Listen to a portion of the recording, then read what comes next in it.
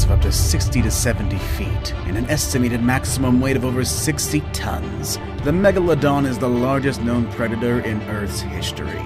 During its time, it was considered the apex predator, always on top of the food chain and never had to fear being attacked and eaten, except by other megalodons. Aside from other megalodons, though, that doesn't mean it didn't have any enemies. During the time when the Meg roamed the seas, other large predators were on the prowl as well. Today, we're going to be talking about 5 of the biggest of the Megalodon's enemies that ever existed. If you are into fantasy booking fights between animals, number 1 is for you. Stay tuned to find out what animal could definitely go toe-to-toe, or rather fin-to-fin, tooth-to-tooth with the mighty Meg. Number 5. Brachiocephalus. Let's start off this list with something small. Well, if you could call this animal small. Brachiocephalus, known as the biting sperm whale, is an extinct genus of toothed whale in the sperm whale family. We know of this animal because of a single, nearly complete skeleton, which was dated to be around 14 to 15 million years old. Based on this single fossil, this mammoth of a whale is estimated to be at least 23 feet long, which is admittedly smaller than the gargantuan Megalodon. But what it lacks in size it makes up for in other things. First, let's discuss its weapons. The species was first described in 1994 by paleontologists Kiyuhiro Hirota and Lawrence Barnes. It had around 12 extremely strong and navel-coated teeth in each jaw, which were specifically designed to catch and hold on to slippery and struggling prey. Powering these sets of munchers was a skull 4.9 feet long. Its diet includes a variety of animals, including other smaller whales, seals, fish, cephalopods, and although no stomach remains have been found, probably small juvenile megalodons as well. Characteristics of sperm whales, it had a deep basin on the top of its skull, known as the supracranial basin. Like in the modern sperm whale, this basin probably held the spermaceti organ, and so the whale had biosonar capabilities. Scientists also believe that they traveled in pods, even hunting as a group like modern killer whales, but bigger and somewhat more terrifying. It lived during the Langian stage of Miocene, the same time when the Megalodon roamed the oceans, so encounters between the two were extremely possible. In fact, the possible meeting of the two sea monsters was reenacted in a History Channel show called Jurassic Fight Club. In that hypothetical scenario, a pod of these whales encountered one hungry Megalodon. The fight was admittedly more one-sided than I'd hoped, favoring the Megalodon of course, but while a member of the pod fell victim to the predator's massive jaws, the rest of the pod were able to escape quickly. Number 4. Ichthyosaurs. Ichthyosaurs are large dolphin-like marine reptiles that thrived during much of the Mesozoic era. They first appeared around 250 million years ago, and at least one species survived until about 90 million years ago into the late Cretaceous, giving a high probability that they swam in the same waters as the Megalodon. They evolved from a group of unidentified land reptiles that returned to the sea, in a development similar to how the mammalian land-dwelling ancestors of modern-day dolphins and whales returned to the sea millions of years later. Although reptiles, ichthyosaurs resembled both modern fish and dolphins. Their limbs had been fully transformed into flippers, which sometimes contained a very large number of digits and phalanges. At least some species possessed a dorsal fin. Their heads were pointed, and the jaws often were equipped with conical teeth that could help to catch smaller prey. Some species had larger bladed teeth with which they could attack large animals, which is the reason why they are on this list in the first place. There are many species of ichthyosaurs, some small, some large, and we're going to focus on the largest of the bunch, which incidentally existed right about at the same time as the Megalodon. I'm talking about the undisputed largest marine reptile to have ever lived, the Shastasaurus, the largest of which is a whopping 69 feet long. Shastasaurus has one of the most specialized mouths of its time. It's theorized that Megalodon preyed on Shastasaurus, but probably just the smaller ones, because a full-grown 70-foot Shastasaur would definitely be more than a mouthful for one Megalodon, even without teeth. Number 3. Ramphosuchus. Ramphosuchus, or the beak crocodile, is an extinct relative of the modern gharial and the false gharial. It inhabited what is now the Indian subcontinent in the Miocene and Pliocene. It is only known from incomplete sets of fossils, mostly teeth and skulls, but paleontologists estimate that it was one of the largest, if not the largest crocodilian to ever live. How big was it? Well, it reached an estimated length of 50 to 60 feet, which is pretty impressive in itself. Ramphosuchus had a long, beak-like snout, hence the name, with conical gripping teeth. perfectly designed to catch large, slippery fish. It was a very good swimmer, and was probably able to swim at higher speeds to catch quicker prey. The extended narrow snout was barely visible in the murky rivers where it lived, and when its prey was least expecting it, it'd jump up and catch them by surprise, gripping them in its teeth and swallowing it shortly after. It had a long, strong tail designed for efficient swimming, and also had short, stout legs like all crocodilians.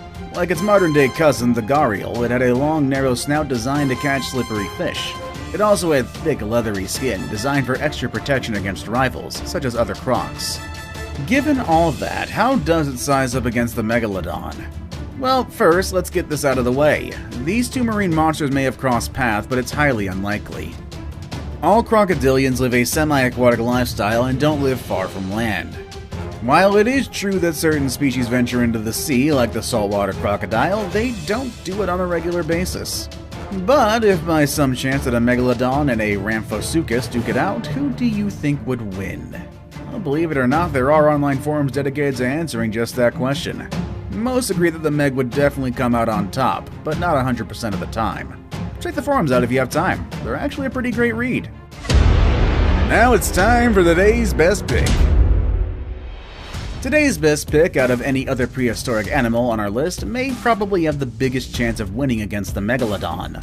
What animal is it? Well, let's find out next with number 2. Leviathan melvillei. In today's oceans, killer whales hunt other species of whales, working in packs to take down their much bigger prey. But living whales got it easy. Those that swam off the coast of Peru around 12 million years ago were hunted by a far bigger predator, a recently discovered animal with a very appropriate name, Leviathan. Leviathan melvillei, named after the biblical sea monster and the author of Moby Dick, was a giant sperm whale that has just been discovered by Belgian scientist Oliver Lambert. At 60 feet in length, it was no bigger than the modern sperm whale, but it was clearly far more formidable. Leviathan's mouth was full of massive teeth, the largest of which were a foot long and around 4 inches wide. It clearly grabbed its prey with a powerful bite, inflicting deep wounds and tearing off flesh as killer whales do, but with a skull 3 times bigger. It was at the very top of the food chain, and it must have needed a lot of food. While modern sperm whales mainly eat squid, a Leviathan used its fearsome teeth to kill its own kind, the giant baleen whales. At the same point in prehistory, baleen whales started becoming much bigger, and they were certainly the most common large animals in the area that Leviathan lived in. Scientists believe that Leviathan grew up to such a size to take advantage of the large prey. It is perhaps no coincidence that the biggest shark in history, the mighty Megalodon himself, also appeared at the same time in the same part of the world. It too was thought to have hunted whales, and many of its teeth have also been found at Cerro, Colorado. For the moment, it's hard to say if the two predators were direct competitors, since they may have swum in different parts of the Peruvian seas. But given the fact that the Meg is known to have swam in every ocean, there is still a distinct possibility that the two have clashed head-on. And if they did, Leviathan's size and teeth would definitely give the Meg a run for its money.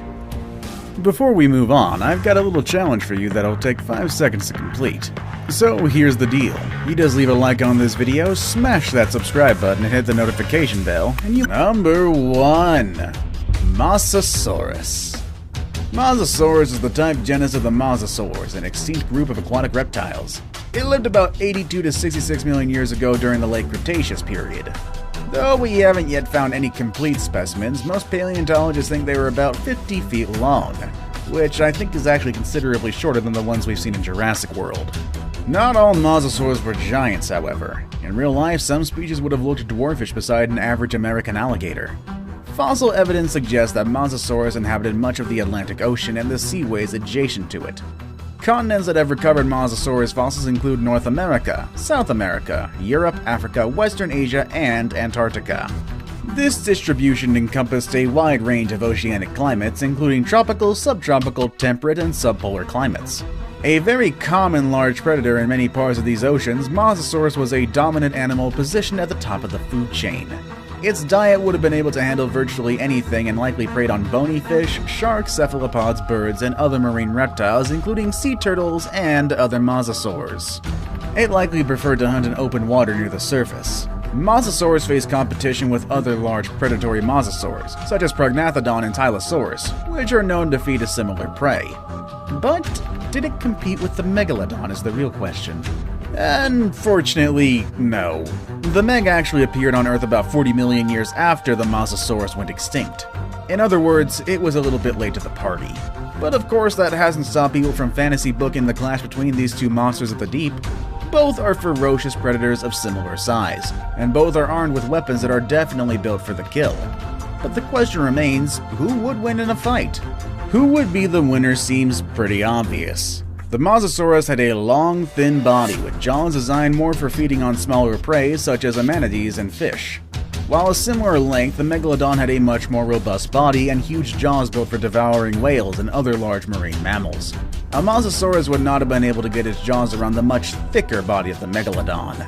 It would just take one catastrophic bite for the Megalodon to end the battle.